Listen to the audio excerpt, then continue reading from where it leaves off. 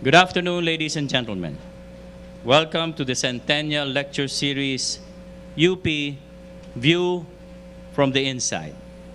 This afternoon's lecture is entitled, UP Manila, Created Out of a Vision. Is it fulfilling its mission? We would like to request that all lectures be beamed live to the following UP campuses: UP Diliman, UP Los Baños, UP Visayas in Miagao, Cebu, and Tacloban, UP Mindanao, UP Baguio, and the UP Open University, and webcast through the internet for wider coverage. The audience from all over the world may also send their questions via Skype. Before we start the program, let me reiterate our request to our audience here inside the Science Hall in UP-PGH to please turn off your cell phones, as even the buzzing sounds from phones on silent mode will interfere with our sound system. Thank you. Please rise for the Philippine National Anthem. Bayang magiliw, pero sa silanganan, alam ng puso, sa titik mo'y buhay.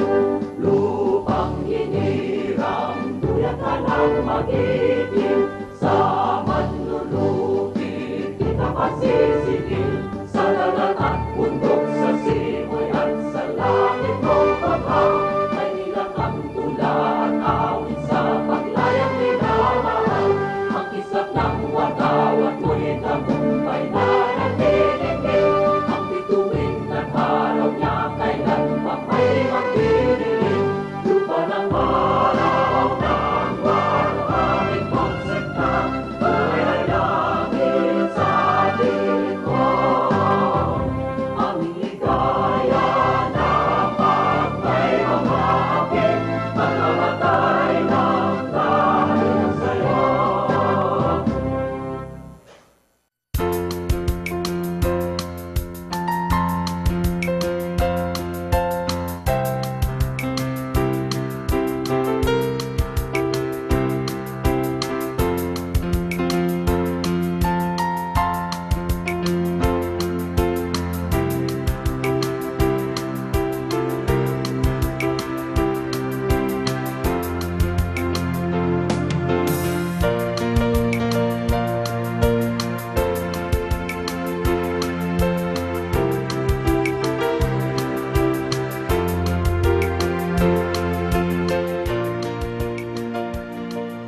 Today, we hold another important event to celebrate UP's centennial.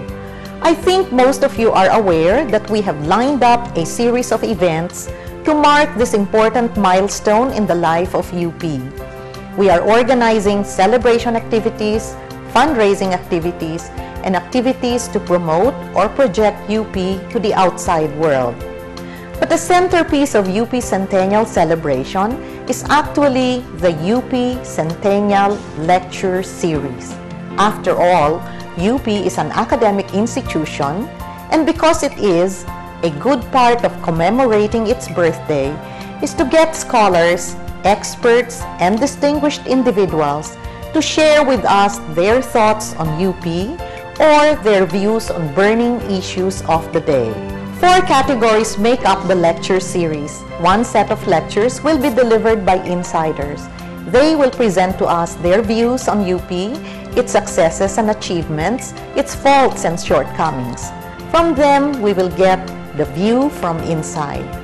Another set will be delivered by those who are not part of our community, but who we believe take an interest in our university.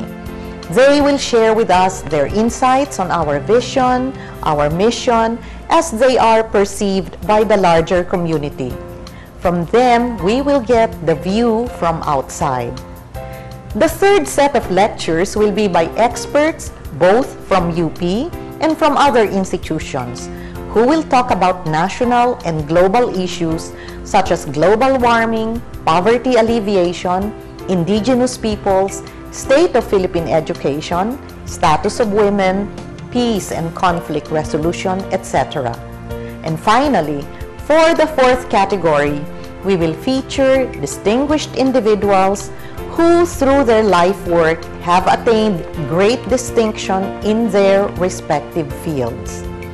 As an institution tasked not just with producing new knowledge and disseminating existing knowledge, but also with the shaping of the minds of a future generation of leaders, we felt it was important for us to have this lecture series and provide our faculty and students with the opportunity to listen to what our scholars, experts, and invited guests have to say.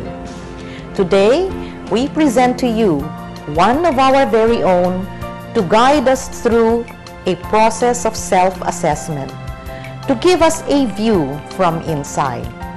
I wish to thank our speaker for sharing this day with us.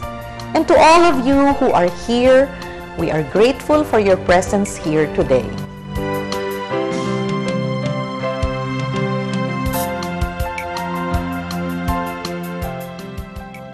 To introduce our Centennial Fellow, please welcome former Dean of the UP College of Medicine and former Secretary of Health, and last week's main discussant, Dr. Alberto Romualdez.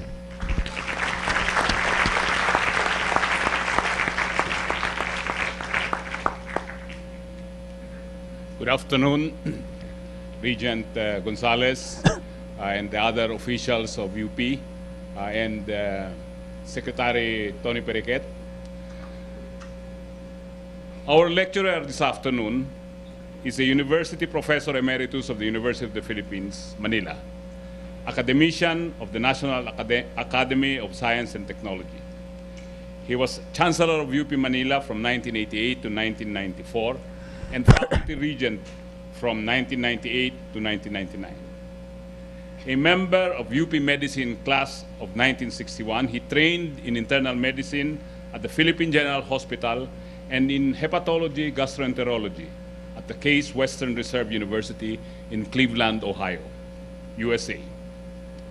He has authored or co-authored 122 scientific publications and has been and was on the editorial board of 3 international medical journals. He organized and led the Liver Study Group of UP Manila, on whose scientific outputs the DOH policy on hepatitis B vaccination was based.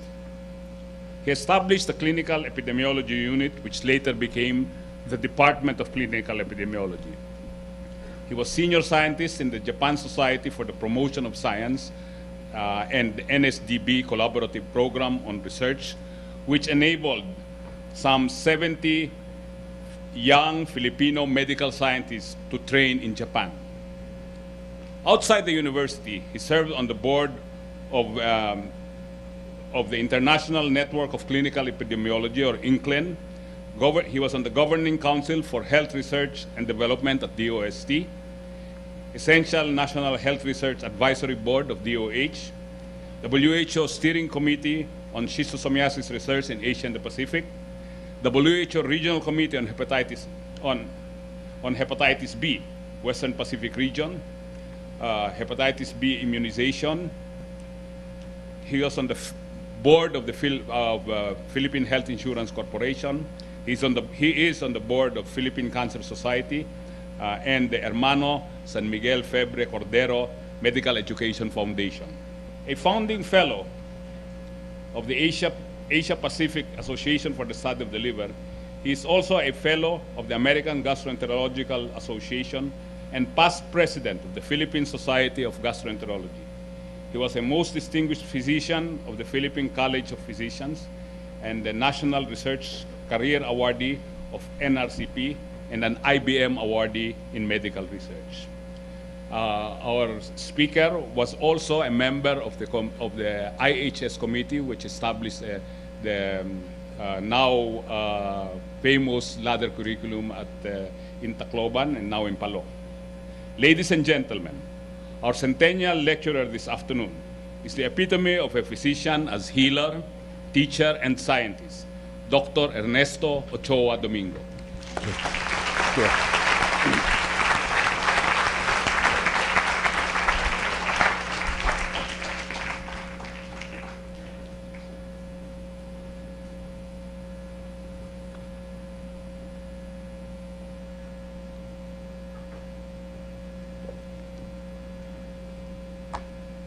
Regent Nelia Gonzalez, Chancellor Ramon Arcadio, the distinguished past two Secretaries of Health, Dr. Tony Periquet, and my very good and esteemed friend, Wasi Romualdez, officers of administration, mga kapuso ko sa Universidad ng Pilipinas.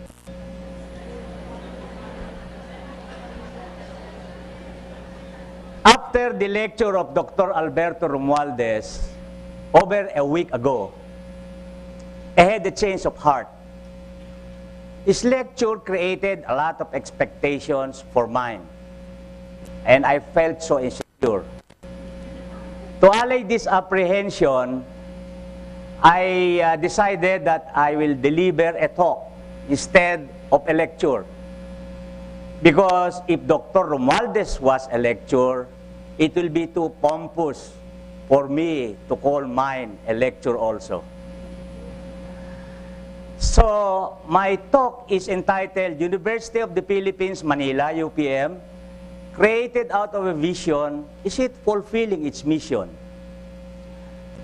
There are two reasons why I choose this topic. First, as the entire university confronts the second century of its existence, it is appropriate that a component autonomous university takes stock of what it has been in order to determine what it should be in the coming century. Second, as a member of the academic community, I have been with the university, mostly UP Manila, for 55 years. 76.3% of my earthly existence. I cannot but be concerned with what my university has done and will do. I am aware that the other autonomous units of UP Manila are tuned in. I apologize that the context of this talk is all about UP Manila. However, as you would eventually find out, contextually, what I will say resonates with your particular concerns. I will use for the purpose of this talk the year 1988 as the reference year instead of 2008, because it is in 1988 when UP Manila reorganizes itself and formally writes down its vision.